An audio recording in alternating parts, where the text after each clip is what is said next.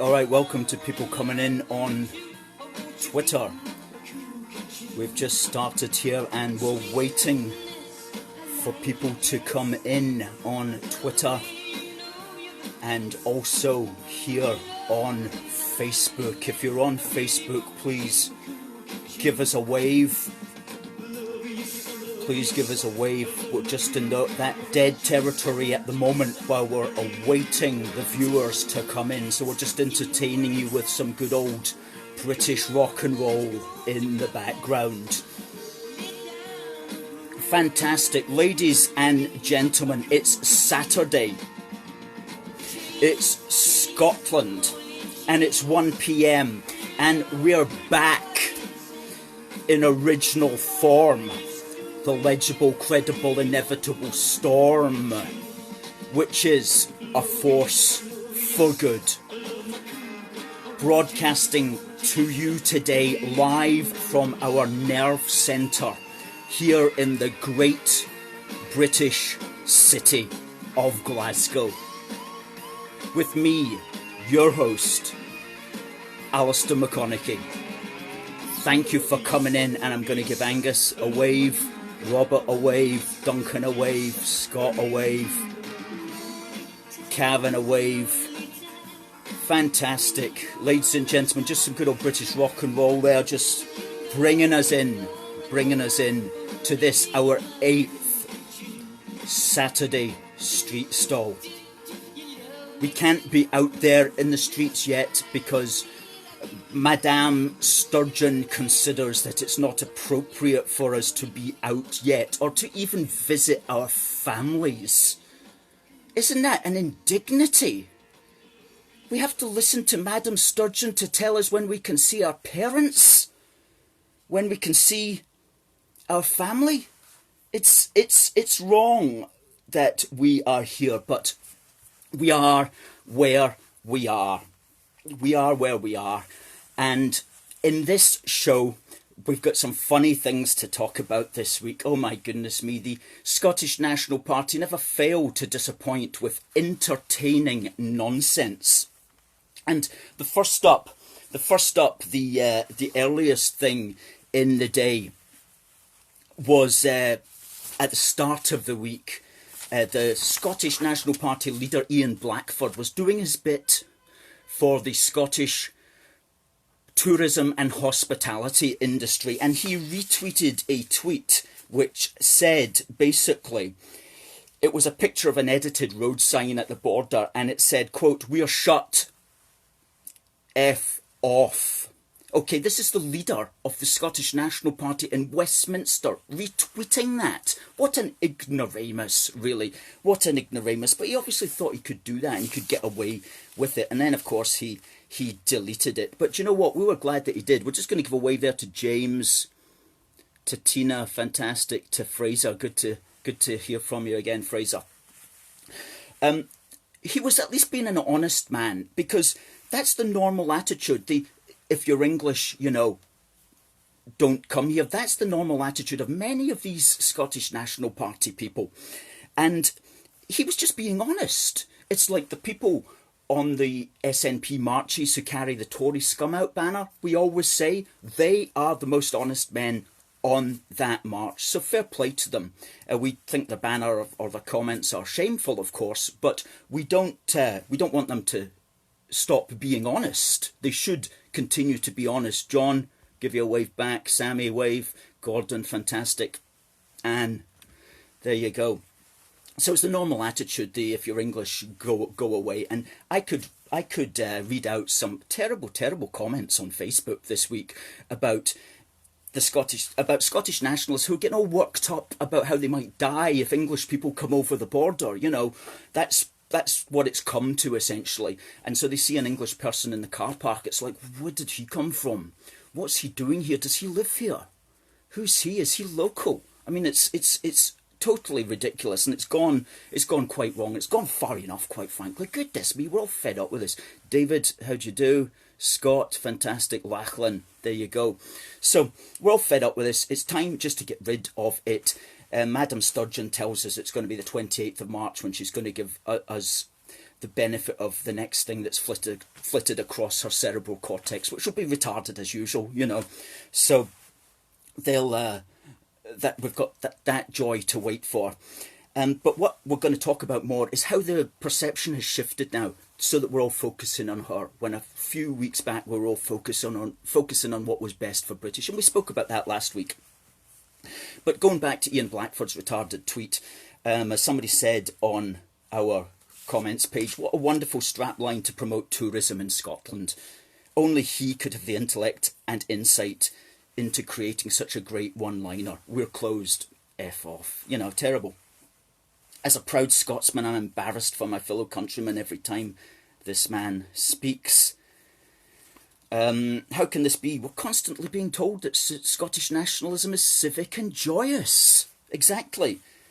And then Alexander says the veil slipped again. And yeah, they've always got to keep that veil from slipping, because it's always just there. It's always just there, ready to go. And another example of that was, another example of SNP arrogance, shall we say, was revealed again this week. In fact, it was actually good news. It was good news because the Stone of Hate, the SNP monument, the Stone of Hate, as we call it, which sits unloved in the grounds of Heriot Watt University, was finally rolled away. Hallelujah. The SNP Stone of Hate was rolled away. That was the stone, if you remember, back in 2014, when Alex Salmond unveiled a monument to his own ego about tuition fees.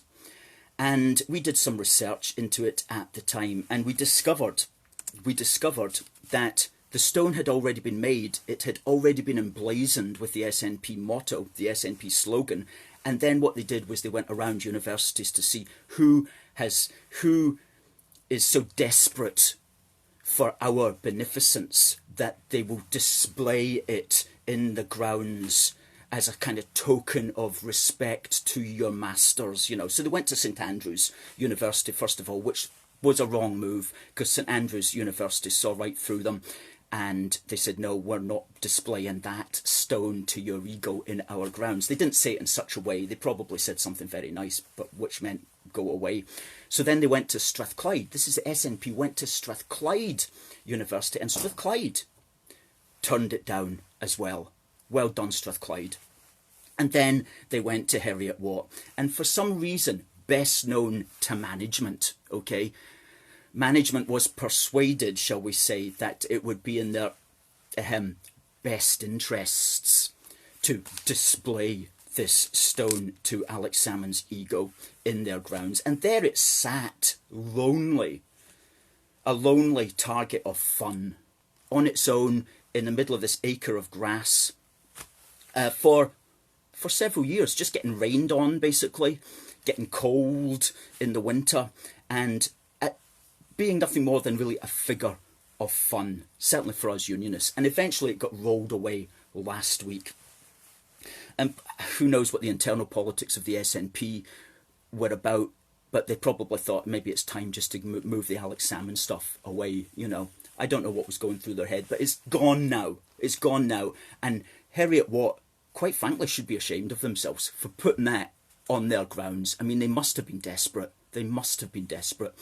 Anyway, waving to people coming in there. David, Jason, Michael, Donnie, wave back, Ray. Folks, if you've got any comments, fire them in. Any questions, fire them in. We'll get to them later after we've gone through this Stone of Hate. Carry on. So, why on earth would the SNP do that anyway? You know, here's the thing. Last week we spoke quite metaphysically about how political reality is created. And we said that it's created through the words that come out of people's mouths, that come out of politicians' mouths. That's how political reality is created. And so it also depends, of course, on the power that you've got to assert your point of view. Now, this Stone of Hate was not just Alex Salmond going, oh, I think the tuition fees are a good policy. I'm just going to make sure everybody knows about that. No. It was propaganda. Propaganda. It was about propaganda, getting the point across that you're the master and also domination from that. It was about, we're putting that stone there and you better like it. And you better know that you better like it. And you better tell people that you like it. Because if you don't like it, we're going to find out that you don't like it and we're going to ask you why. So that's essentially what it was about. Propaganda and domination. Political propaganda and political domination of society. And at the time, Nick Cohen, who is a journalist, wrote a very good article in The Spectator. And I'm just going to quote a couple of little sentences from you. He said, "What is a university doing plonking a lump of rock covered with party political propaganda on its campus? Scottish universities are meant to be independent. But here's the thing, the SNP will not allow them to stay that way, for a reason that lies at the root of its political success and wider failure." And he pointed out that, you see, this stone was put there in November, just a couple of months after they had lost the 2014 referendum. And he said, Nick Cohen said, if the SNP is to win next time, if there is to be a next time, the SNP has to achieve what Marxists call hegemony, or hegemony, depending on how you want to pronounce it, which is to say the cultural as well as the political domination of Scottish society. To achieve hegemony, opinion formers, journalists, academics, people on the telly, must assure the public that independence is the only way forward. Nationalism must become the common sense of Scottish life. If the opinion formers lack the required enthusiasm, the SNP must persuade them to think twice before they speak out. So true. If you're not with the programme, you better be quiet, is the way that it goes in modern Scotland. And there's somebody saying there, oh, the stone is just being looked after. Yes, so we heard. Apparently it got, apparently some men in hazmat suits came and they put it into a lead-lined container to prevent heat radiation. And they took it to a cottage, the basement of a cottage formerly owned by a Mr. Jimmy Savile. And there it will remain. I can assure you that's not coming back out into the public domain unless you bring it out for an SNP knees up or something like that. Otherwise, it's staying out of public view. It's gone now, okay? It's gone now. So, but that's the point, is that they have to achieve this domination. And I'll just give you an example of that domination this week. Steve, good to see you. Dougie waving back. Greg waving back. Cameron waving back. Cliff, fantastic. Good man. So they have to achieve this cultural hegemony where opinion formers, your journalists and your people on the telly, are afraid to speak out. And they think twice before they speak out. And if they speak out wrongly, out of turn, then you have to make sure that they apologise for that. And goodness me, did we see an example of that this week. There's a BBC journalist called Sarah Smith. We don't watch the telly, we don't really, whatever, but apparently we can see it on YouTube. And she pointed out quite correctly, that Nicola Sturgeon was, quote, she had, quote, enjoyed the opportunity to set her own lockdown rules. Of course she had enjoyed it in both meanings of the word. The first meaning to take delight in having that power, and the second meaning of the word meaning simply to possess that power.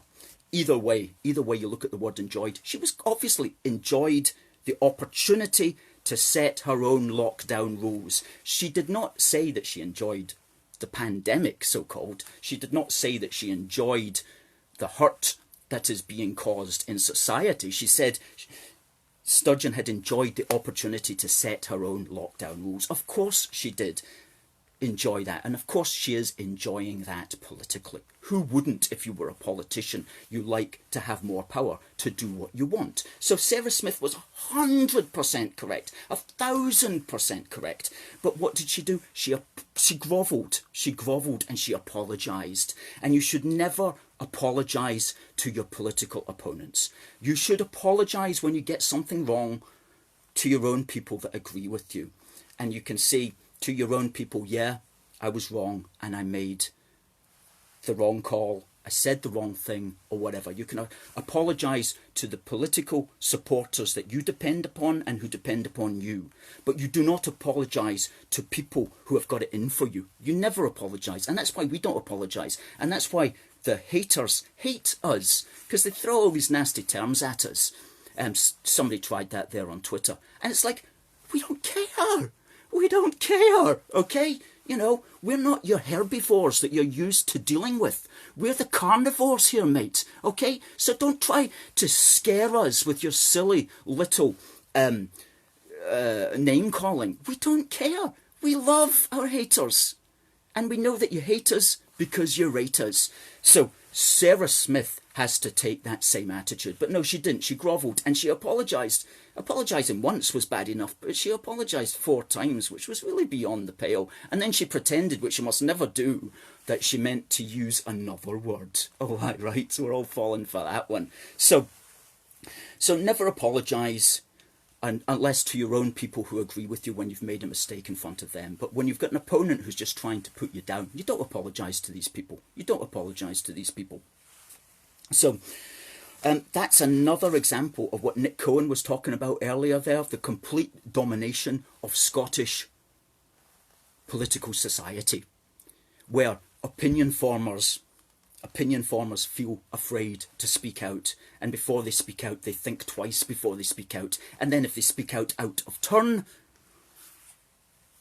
they have to apologise. And that's where we're going here with this with modern Scotland, and it'll be interesting just to see how it all pans out at the end of the day. I know that right will prevail, and one day we will get back to normal, but right now we do have a system that's wanting to that can only really maintain itself through these sorts of forms of domination. Carl, all the best to you, waving back. Richard, waving back. Kelly, waving back. Barry, waving back to you. Good folk, fantastic. Do you know, last week we had over 19,000 views on our Facebook page on our Saturday street stall, and over 3,000 on our Twitter. And so we're building that viewership, and I want to say thank you to everybody who is helping with that. And I want to say thank you to the team behind us here on Facebook, the team behind us on Twitter, and our video editing team as well. You're doing a great job. You know, and I know that none of us can do this without each other. So thank you. And especially also thank you to everybody behind the scenes who's making this happen through their regular donations to us at aforceforgood.uk. So that's just an example there of the political domination of Scottish society by the Scottish National Party. And they have to dominate in this way, because what they're promoting is a revolutionary thing. You know, they're not promoting something that 100% of us can agree with. They're promoting something that a significant number, still a majority of people in Scotland, do not want, and is against our identity as people, you see. It's against our identity as people. We are Scottish and British. We have a dual identity. And you are trying to push the majority of Scotland into getting rid of its British identity. And that's a wrong move. It's a wrong move. There is no good end to that. You have to live and let live. Okay, you have to live and let live, which means you have to find a happy balance. And within the United Kingdom, if you're a Scottish nationalist, you can be as Scottish nationalist as you want, and you've got your Scottish Parliament. And within the United Kingdom, we can be as Scottish and as British as we want. And we're happy to let you just do your Scottish nationalist thing, you know, if you want. But are you happy to let us do our British thing? You see, that's the thing. No, they're not. And so the only way they can achieve their goal is by keeping everybody else down. That's why Alex Salmond centralised Police Scotland just prior to 2014, because he knew, if I win this referendum, everybody's going to flip the lid. You know, I need to be in charge of the police, was his view.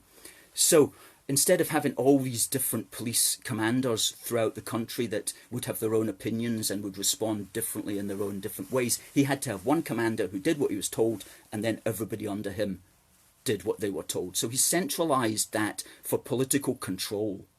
People forget that. We pointed that out very clearly at the time. That's why he's doing it. That's why he's doing it now, a few months before his referendum, because he has to get control of the lawmakers, which he succeeded in doing, it should be said. So the only way that they can dominate and push forward their view is to be completely mercenary and domineering about it, because for them there's no happy medium. People like ourselves, the British Unionists, are just going to have to either keep the head down, move out, or get with the programme. You know, that's how these nationalists behave wherever they are. You know, if you're not on their side, take a hike, keep your head down, or get with the programme.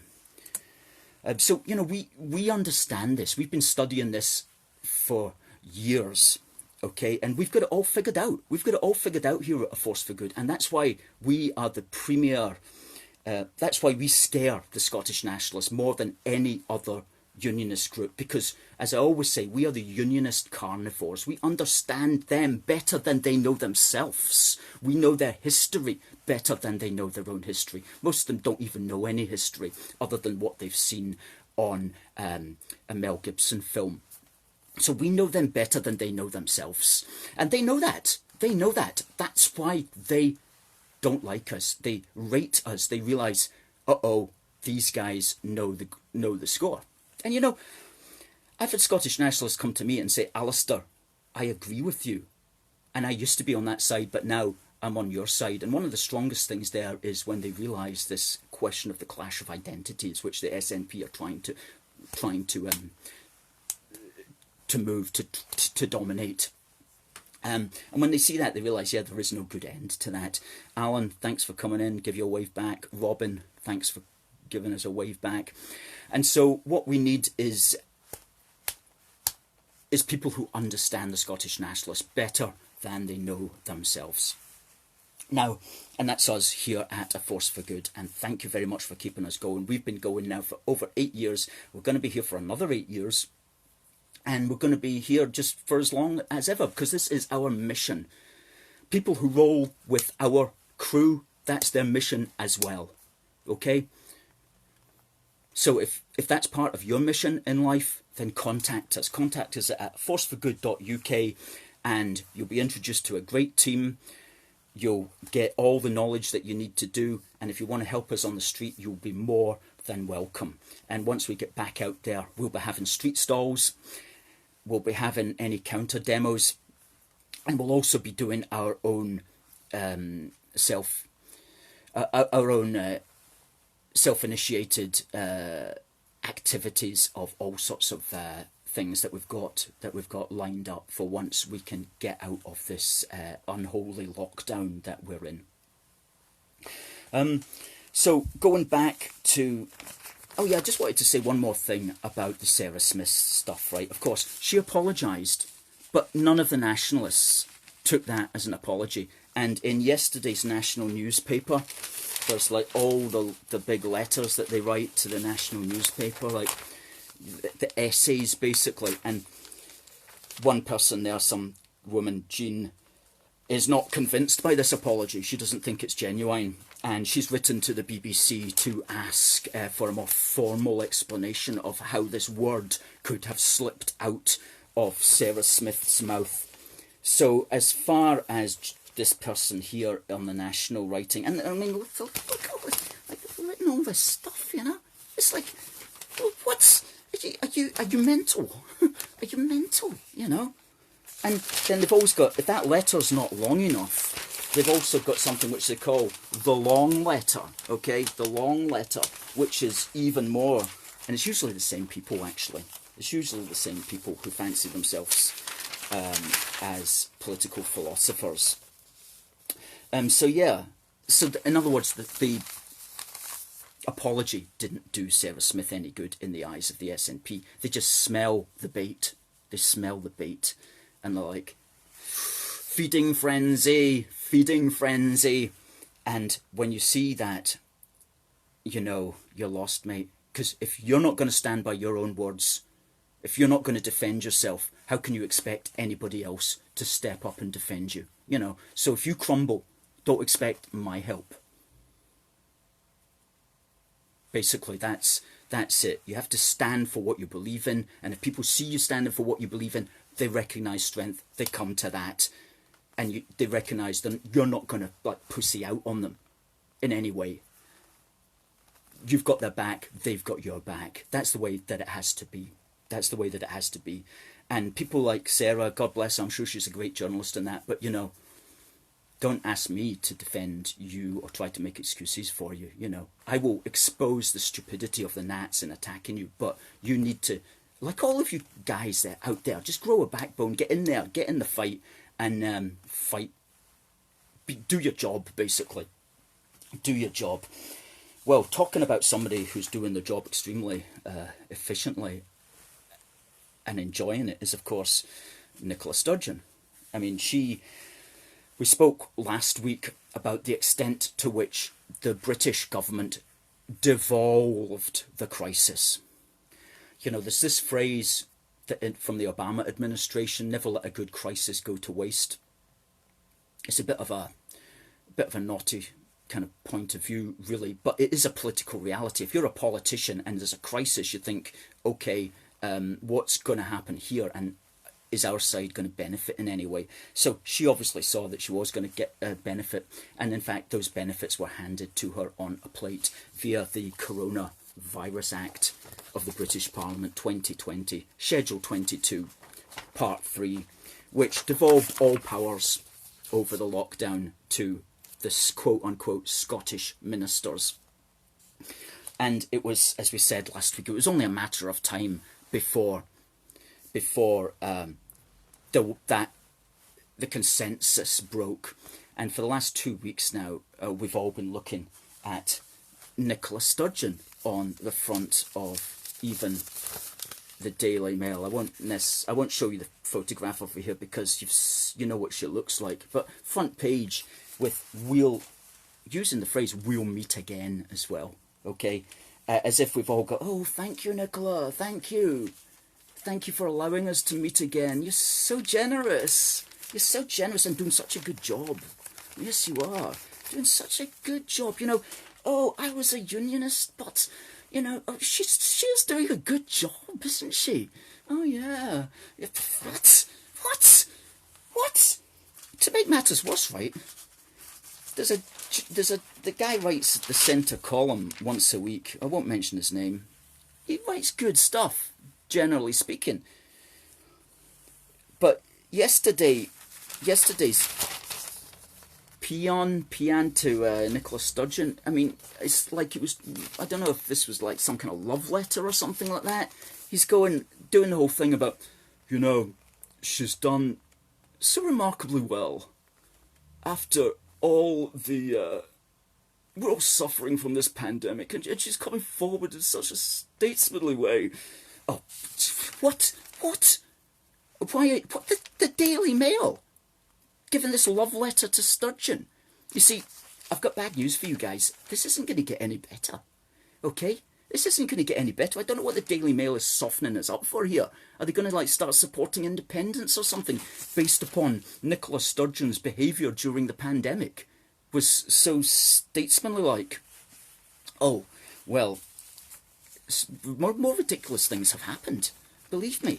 So when you see people writing that kind of love letter to Sturgeon, isn't she so wonderful? Because, you know, she's kept us in our houses for another 2 weeks more than in the rest of the United Kingdom. She stopped us visiting our parents, okay? Oh, thank you so much. Thank you. Thank you. You're so generous, Madam Sturgeon. You're so generous. What would we do without you? Beg and Grovel and Neil, the song from the... it reminds me of the Joseph and his amazing Technicolor Dreamcoat. What was that song? When the brothers are before Pharaoh. Beg, kneel, sponge, crawl. Beg, kneel, sponge, crawl. Yeah, we've all got to beg, kneel, sponge and crawl. Because she's keeping us locked in our houses for longer. What an indignity. What an indignity to people like me. And no doubt to most of our viewers. Utter indignity that we have to suffer this. Unacceptable. And then she's going, well, there might even be a second lockdown. Or the other SNP morons are saying that. Well, then, in other words, you may as well just give up on the economy, because nobody is going to start their business up again. Nobody is going to retrain people. Nobody is going to pump money into their business only to be told by Sturgeon, you're closing it down again in 2 weeks' time. No way. So, if this opens up again, it opens up for good, and there is no question of us getting shut down again. No question. No question. We're just going to have to learn to live with the threat of the virus. And we can do that because we're human beings and the human body adapts. You know, I remember when I was younger, I once saw this program of these poor benighted little children in India scrabbling about garbage dumps and stuff like that. And they're all scrabbling about, but they're all like alive. It's like, how can you, and it's, how can you do that in such horrible circumstances? And it's totally degrading, but the body has adapted. Even in those terrible circumstances, the body has adapted to live amongst such foul surroundings. Because the body is infinitely adaptable. That's the thing. The human body is infinitely adaptable. And the answer to a lot of it is within your body. I used to be a natural health therapist, actually, for many years, self-employed. So I understand all that kind of philosophy, but also some of the medicine of it as well. And your body will react, and it will build antibodies to that which attacks it, just as we have to build mental antibodies to those who think that they're attacking us. They're not attacking us, they're just making us stronger. Making us stronger. And that's why we always say we love our haters, because they make us stronger. Yeah, and there was another journalist there this week, same kind of thing. Again, I'm not going to mention him. He was in the Herald. Somebody pointed this out to me and said, what do you think of this article, Alistair? And it was somebody who kind of claims that he's a unionist, but he's one of these guys is like, he's maybe just writing for everybody. But he said, oh, it's good that it's devolved, because difference is good. And sometimes you need different responses. Yeah, I know that. And we said that last week. The point is, who's going to make those choices? Is it going to be somebody such as Nicola Sturgeon, who is your political opponent, who wants to break up the United Kingdom? Or are the different approaches for Scotland, England, Wales and Northern Ireland going to be made from a British centre? And of course, if there is different approaches to be done, then we need it made, as unionists, we need it made from a British centre. So there's a sense of one nation here. So when devolution leads to division, which is what's happening, then it's not a good thing. The devolution leading to correct different behaviours only works if we're all on the same page. It only works when we're all on the same page. So, you know, that's all I want to talk about regarding the corona thing. If people, Ian, I'm going to give you a wave, Philippa, going to give you a wave, Ali, going to give you a wave. If anybody's got any questions regarding what I've just said, please fire them in. If you've got any comments, please fire them in. I'll read them out on the internet here. And I just want to say a big thank you to everybody who keeps us on the road, who keeps us doing what we're doing, especially at this time of, for many people, concern, financial concern as well, and our heart goes out to those who do have businesses that they need to keep going and who have been struck down by this, financially struck down. You know, they're victims. They're victims. Their families are victims as well of this policy. So please, I want to say thank you, you know, to these people who support us during this time to keep this voice going, because we don't have the millions of pounds that the so-called Scottish government, Scottish administration, to give it its proper name, has. We don't have that. Now, the Saturday street stall was our response to not being on the street, talking and answering. Okay, so what we conceived here with the street stall, this is now our 8th one, is that we would answer the sorts of questions. We would have a little bit where we answered the questions that get fired at us. And we answered one last week. The one we're going to answer this week is that, but Westminster has got no mandate. It doesn't have a mandate. And you're like, oh, right, mate, what does a mandate actually mean? Do you know? Do you even know? Okay, so that usually kind of makes them go quiet. But our response to that is, yes, Westminster does have a mandate. It does have a governing authority given to it by the voters. And the reason for that is because at, for example, the last general election, 2019, every candidate, even the ones that were like independents and smaller parties and so on, they all stood on a mandate, that they all stood on a platform saying that if I'm elected, I'm going to go to Westminster. Okay, so by doing that, they gave their authority to Westminster to be the parliament that would make the ultimate decisions. And that goes for every single one of these SNP people who got elected. It goes for the Scottish Tories, the Labour and the Lib Dem folk who got elected. They all gave a mandate to Westminster. They all give their authority to Westminster to govern on our behalf. By sitting there, they give Westminster a mandate. And we call that our mandate for unity. Our mandate for unity. So all of these parties have given Westminster the authority to be the British government.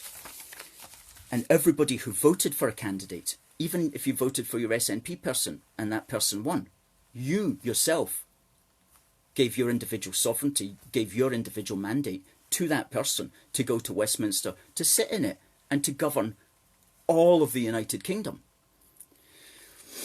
Because this is the thing, the MPs who go there, their job is not just to govern for their constituency, although that's an important part of it. Their job is to govern the United Kingdom in its entirety, and to make votes and decisions on behalf of all the people of the United Kingdom. So if you're the SNP and you don't want to give Westminster a mandate, you know what you have to do? You have to become an abstentionist party like Sinn Féin. That's the only way you can get your point of view across. Become an abstentionist party, as in don't go to Westminster. And there's maybe some of them are crazy enough to do that, you know. But would people vote for them if they did that? Don't know. Anyway, the mandate thing is very important, because if you say, like, Boris or the British government or Westminster has got no mandate, you're actually making a very revolutionary statement, you know. And there's this MP, SNP MP, who basically said that. He tweeted out that the Prime Minister of the... He tweeted out, I'm not going to actually read it because it was just retarded, but it had no mandate. So we got back to him on Twitter. And we said that the Prime Minister of the United Kingdom is also the Prime Minister of Scotland, and he is most certainly legitimate whether or not you voted for him or not. And you, Mr. SNP MP, you give your authority to him by you sitting in Parliament as well. Okay? You acknowledge that he's legitimate, because you're sitting in the parliament that he's in charge of, or at least that he's the prime minister of. So how can you say that he's illegitimate when you're giving him your legitimacy, when you're sitting there giving him the legitimacy to be the British prime minister? Because they don't think of that, you know, they don't think of that. So yeah, the Parliament would only be illegitimate in Scotland if Scotland was independent of it. But right now, as part of the United Kingdom, of course the British Parliament has a mandate. Of course, all the MPs that sit in it recognise that mandate, and by sitting in the Parliament, they give that Parliament their authority. They acknowledge its legitimacy. So the only way they can get around that is to pretend that Scotland is actually a different country already. They know what I'm saying is right. They know that they would only be right if Scotland was independent. They could only say that if Scotland was independent. So they know Scotland isn't independent, so they pretend right now that we're a different country. And you see that theme, that's one of the talking points. Oh, Scotland is growing apart. Scotland's a different country. Scotland's going its own way. Scotland's moving in different directions. All that kind of stuff is just rhetoric. It's just rhetoric. Just rhetoric. It has no substance to it. But if you believe that, if you're not really thinking behind that, if you believe that, you think, oh yeah, Scotland's going its own way. I mean, we're so different. Oh yeah, I was in Carlisle the other day. Couldn't recognise it. It was like going to, you know, the Arctic Circle or something like that. No, of course we're the same country. We're virtually the same people. The only thing that really separates us is accents, and to an extent, you know, class and stuff like that. That's really the only thing that separates us. But at the end of the day, we're the same country. We're the same country. We always will be, and that's why we believe that Britain is a nation. And by Britain we mean Scotland, England, Northern Ireland and Wales. And if you want to go, well, Britain's only three, whatever. Britain, for us, when we use the term, we mean Scotland, England, Northern Ireland and Wales together. The United Kingdom, or the Great Kingdom of United Britain, as we like to call it. We're still part of one nation, the United Kingdom. We've elected 59 MPs to go and sit in our common collective British Parliament. There they will sit, and there they will make laws for all of us. And by sitting there, they give that Parliament their authority and they recognise its legitimacy. That's the end of the matter, mate. That's the end of that matter. So don't just try to blind us all with your crazy, nonsensical rhetoric. Well said, brother, says Mickey D. Thank you. Thank you. Good to see True Blue has joined there. Fantastic. You know, we really do appreciate the comments that come back to us. Robert's waving at us. George is waving. We're waving back. Stevie, good to hear from you. Hope you're well these days. Craig Dougal. Now, we've got to one or two questions came in there, and I'm just going to look at them here on my device.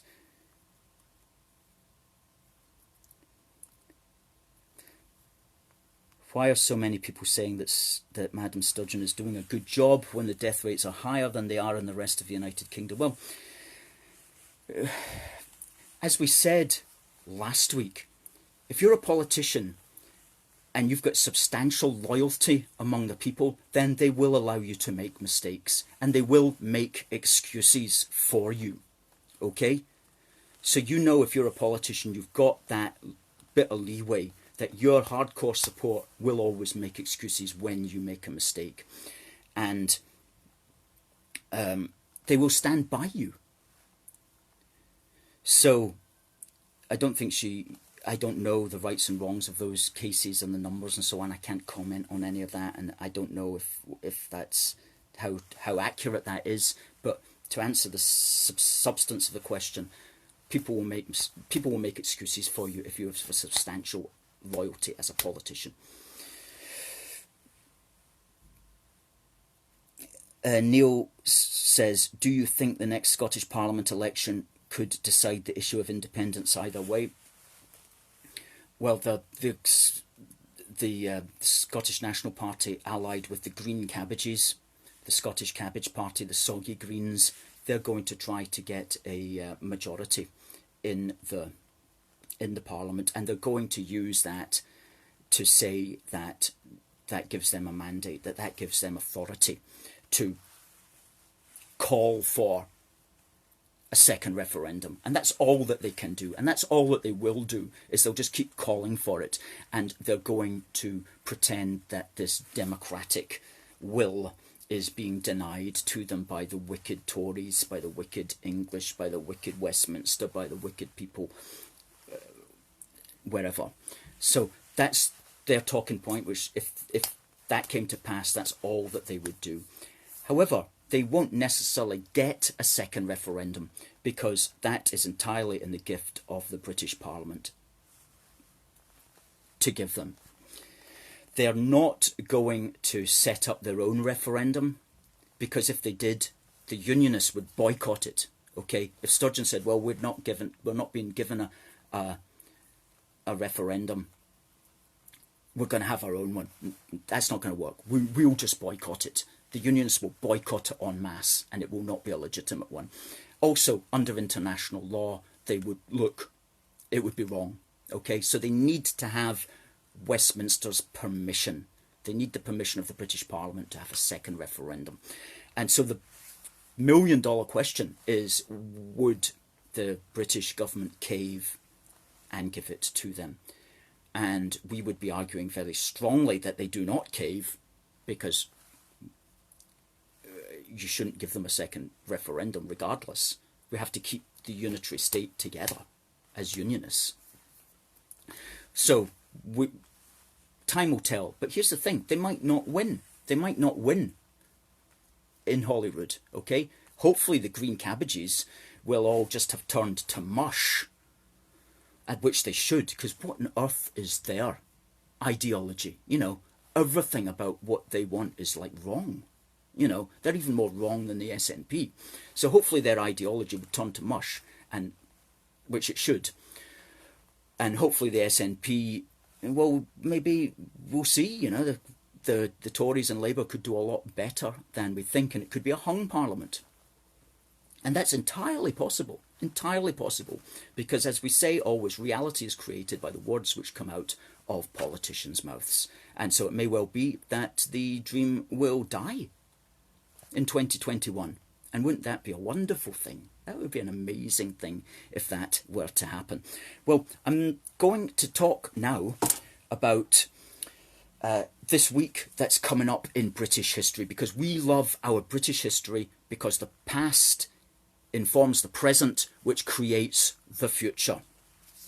And lots of really interesting stuff going on in British history, and we always push the British history thing because we need to know who we are, where we've come from, and we've got a wide expanse: cultural, political, historical, sport, art, theatre, you name it. Talking of the latter, today the great Sir Roger Moore passed away, 23rd of May in 2019, so that's a year ago today. And we had the great privilege, myself and a colleague, of actually seeing him live, because he came to Glasgow for an afternoon with Sir Roger Moore at the Theatre Royal back on the 10th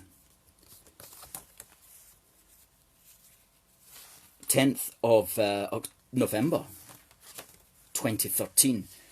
And I said to my friend before we went there, I was like, you know, it might just be you, me, and a few others down the front, you know, but it'll be, you know, it's worth going along because, you know, it's Roger Moore. And I thought it would be like sort of cosy, maybe 20 or 30 of us down the front. Got there, the entire Theatre Royal, from the stalls to the gods, packed. He comes on, automatic standing ovation. I mean, Glasgow was showing him so much love. It was lovely to see, and what a nice chap, and very, very self-effacing. Maybe too self-effacing in a way, because you've got to watch being self-effacing. But he did say that he had been upset as an actor because he was always being accused of not having much range, of having a limited range as an actor. But he said that hurt him. That hurt him because he said he had worked very, very hard to learn to raise his other eyebrow. And I thought, that's a good one. That's a good one. I'm remembering that one. I'm remembering that one. So, great chap. 201 years ago tomorrow, Queen Victoria, Great Britain, was born. And everywhere around us, we see the consequences of that woman. Even just street names, pub names, parks. Everywhere, she is still with us today. Tomorrow, National Day to one of the to Britain's oldest British Overseas Territory, Bermuda, which commemorates the day in 1607. Or does it? Or is it 1609? Or is it 1610? One of those days when we started to populate Bermuda. And the 25th is the death of a British hero called Michael Willetts, who was killed in an act of selfless bravery in Northern Ireland. And many people will only know of him through a song that was written, which goes, a British soldier stood and he put himself before the bomb, which killed him but saved others. And the Harvey Andrews song, that's it, the Harvey Andrews song called Soldier, which is a descriptive and emotional telling of Michael Willetts' act of selfless bravery on the 25th of May.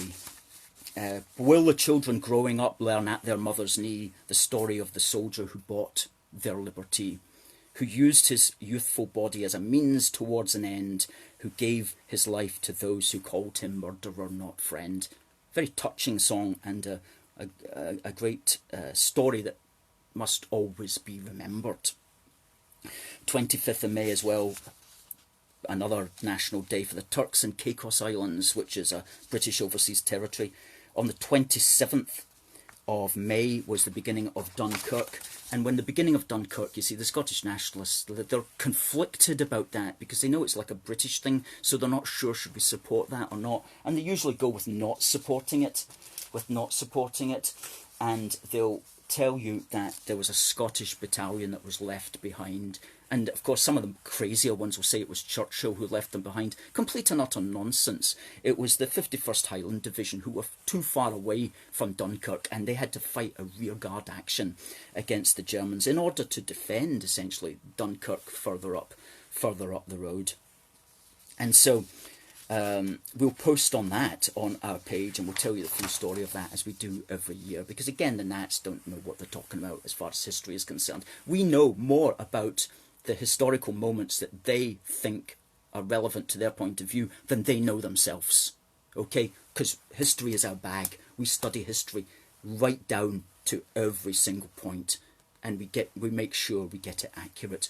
Evelyn, wave. Ewan, wave. Marlon, wave. Robert, wave. May, good to hear from you again. 27th of May 1941, the sinking of the Bismarck.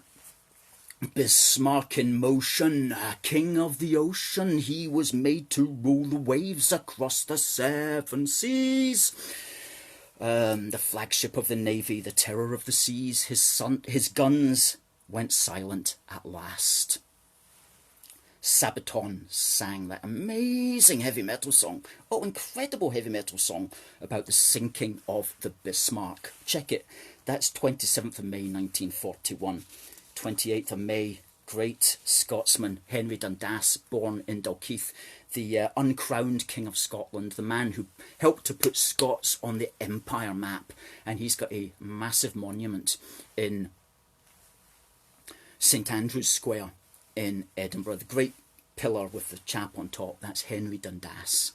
The Nats hate him, of course, because he was a great pillar of empire British Empire, and so they're always looking like, how can we take this down? You know, well, there'll be some people trying to stop you if you try that, mate, because he's a hero. As is another great British hero from the other end of the spectrum, John Noakes, 28th of May, he died. And his most iconic moment was, of course, climbing up the Nelson Monument with no safety harness and no helmet, with flares and kind of crummy 1970 shoes on. But the real hero, of course, was the cameraman who's coming after him carrying a massive BBC 1970s camera while he's climbing up with one hand. We never heard about him. We should. 29th of May, Restoration Day, when Charles II took the throne again. And people always talk, that was in 1660, people always say that Britain was a republic from the time when Charles I was cruelly executed to when Charles II came back. But that's not actually correct, because just a few days after Charles I was executed, the Scots proclaimed him King of Great Britain. The Scots proclaimed Charles II King of Great Britain. And if you go to Parliament Square in Edinburgh, off the Royal Mile, there's a big equestrian statue there of Charles II of Great Britain.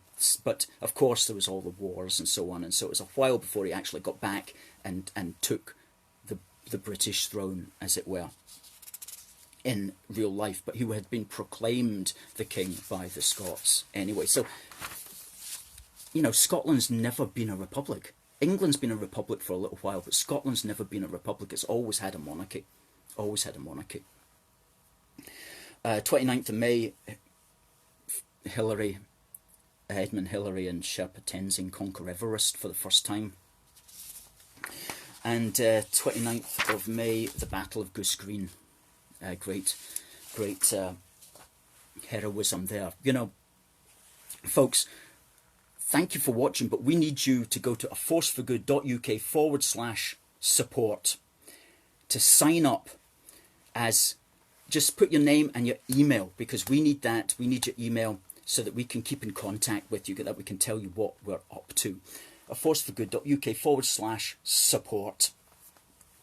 This is going to be put into a podcast, which will go on aforceforgood.uk/podcast. That's going to be by Monday. That'll be up. The video here is going to be put on our YouTube channel, which is UK A Force for Good, and we're going to be cutting some segments of this and putting it on Twitter and on Facebook. And for those of you who think you've got value from what we talk about, who enjoy it, you know, you get more of what you help support. So please contact us, and if you can see a way to giving us something to help keep this show on the road, then go to aforceforgood.uk/donate2. Donate numeral 2, because, you know, we thank everybody who's doing that for us at the moment, who's keeping this team on the road, because it's not just me. I can't do this on my own. I need the people who are behind the Facebook broadcasting, the people who are behind the Twitter broadcasting, the people who do the YouTube, the people who do the podcast. We depend upon each other. So we have a team here, okay? We're rolling with the AFFG team. And if you can roll with us, then contact us, and contact at aforceforgood.uk is the email. Tell us, show us some love, tell us you support us, tell us what you can do for us, and we'll be happy to stay in touch with you. Kenny is giving a wave there, John's giving a wave, Alan, Ian, Elliot, thank you all you folk for watching. And check out our Instagram. We've got the biggest Instagram in Unionist history, world Unionist history, British Unionist history. The Instagram is fantastic, as is our Facebook and as is our Twitter. And if you can retweet this show, put a comment in, retweet with a comment, because what that means is we can then retweet that tweet to almost 26,000 people, 25,500 people, okay? So if you've got a small following and you want us to help you get out to lots of more people who think like you, then retweet our stuff, but retweet it with a comment. so we can then retweet you. And that's a way that you benefit and that we benefit. Robert, there you go, there's a wave. Thanks for coming in. Oh, you folk, I'm so glad that you were with us. Please share this if you can. And share it onto your personal page as well, because that's a way that really helps us get out. Last week we had almost 19,500 views. And we want to keep up that level each week, and we want to keep getting out there, because we've got the profile, we've got the knowledge, we've got the wisdom. We're dropping serious knowledge that you're not going to find anywhere else in the unionist community, or even in the British political community in many ways. So we're dropping that knowledge at the moment, we're spreading that wisdom, and we can only do it with you guys supporting us. Now listen, ladies and gentlemen, it's been a delight. It's been a delight. Ray there saying the Edinburgh Agreement is legal and binding. They conveniently forget that. Yes, indeed. See you next week, Alistair says May. Thank you. Ladies and gentlemen, it just remains for me to say, as always, God bless the United Kingdom and God save the Queen. Thank you for watching.